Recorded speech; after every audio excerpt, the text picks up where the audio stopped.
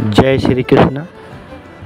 गरुड़ पुराण के अनुसार मरने के बाद नरक भोगते हैं वह लोग जिनको मिलती है भयानक सजाएं।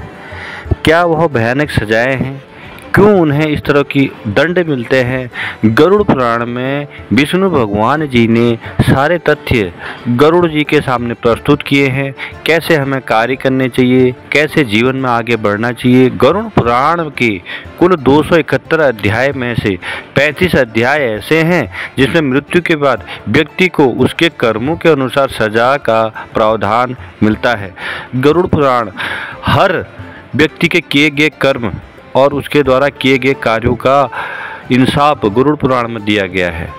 अंत समय में जब आदमी की मृत्यु होती है तो उसे पूरी तरह से प्रताड़ित किया जाता है। उसके द्वारा किए गए कार्यों को, उसके द्वारा किए गए कार्यकलापों को हर तरह से नोट किया जाता है। एक यह समझो कि पश्चाताप, आपके द्वारा किया गया कार्य, वह सब उसकी सजा, आपने अच्छे कर्म किए हैं, अच्छे कार्य किए हैं, उसके लिए क्या प्रावधान है।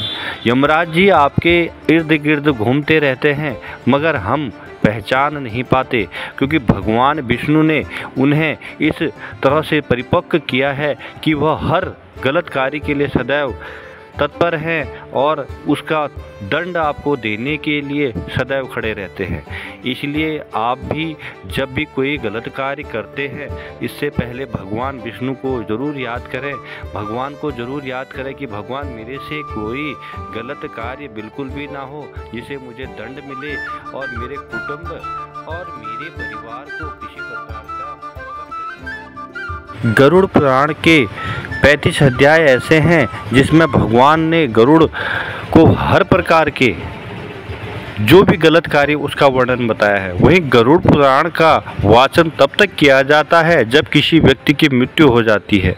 यहाँ हम इस तरह से आपको बताओ की कोशिश करेंगे कि हमें इस जीवन में क्या करना चाहिए, मृत्यु से पहले हमें क्या करना चाहिए, अपने जीवन काल में हमें क्या करना चाहिए। मृत्यु के बाद पहले तो नरक से संबंध विस्तार पूर्वक से एक एक करके कर्मों के आधार पर उसका वर्णन किया गया है।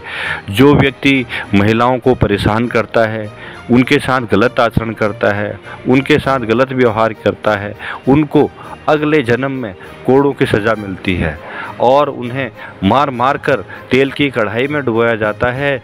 जब तक उनके पूरे शरीर की चमड़ी या खाल न उतर जाए तब तक उन्हें पिटाई की जाती है, क्योंकि महिलाओं का अपमान सबसे बड़ा अपमान गरुड़ पुराण में बताया गया है। साथ ही जब आपके प्राण निकलते हैं तो यमराज के दूत आपको लोहे के कोड़े मार मार कर ले जाते हैं।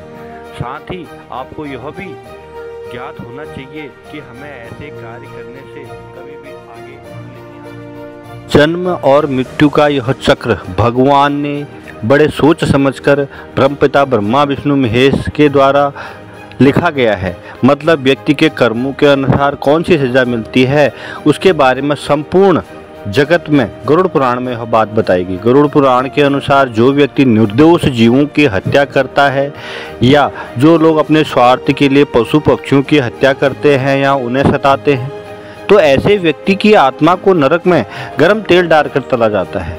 इसके साथ ही इनका जन्म चंडाल रूप में लेने वाला माना जाता है। यह चांडाल के रूप में माने जाते हैं। गरुड़ पुराण में यह भी कहा गया है पशु पक्षी की योनि में मिलता है जन्म। जो लोग चोरी, पैसा लूटना, धोखाधड़ी या चोरी करके अपने शौक पूरे करते हैं, तो गरुड़ पुराण के मुताबिक जब उनकी मृत्यु होती है, मृत्यु के बाद यमराज के दूत उनको रस्सी से बांधकर पीटते हुए नरक ले जाते हैं। ऐसे लोग जो जन्म शियार, गिद्ध, सांप, गधा और कौच रोनी में ही जन्म लेते हैं।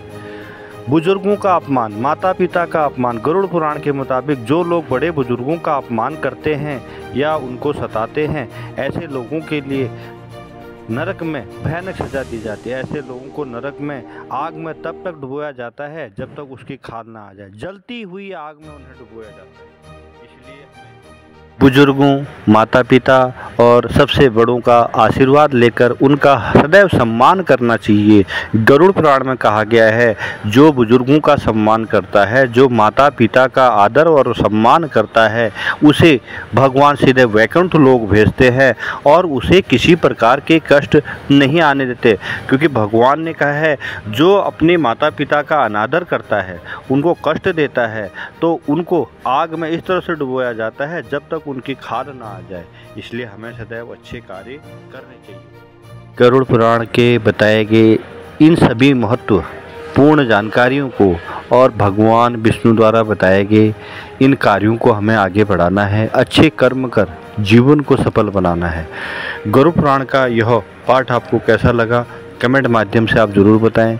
लॉर्ड भक्त चैनल को लाइक करें, सब्सक्राइब करें, शेयर करें। वीडियो में अंत में जय श्री राम जरूर लिखें, क्योंकि भगवान ने हमें यह जो मनुष्य योनि दी है, बड़े जतन के साथ हमने इसे आगे बढ़ाना है, अच्छे कार्यों के साथ हमें जीवन को आगे बढ़ाना है। बहुत बहुत धन्यवाद। आपका जीवन शुभ हो, मंगलमय हो, आपके सारे कष्ट विष्णु भगवान दूर करें। गरुड़ पुराण के बताए गए मार्गों पर चल कर अपने जीवन को धन्य करें। जय श्री राम, जय श्री कृष्ण।